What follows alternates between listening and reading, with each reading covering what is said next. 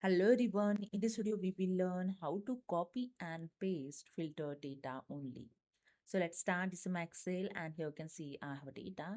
So here first apply the filter. So I select here the first heading and press the shortcut key Shift Control L to apply the filter. Okay, then I filter some rigid.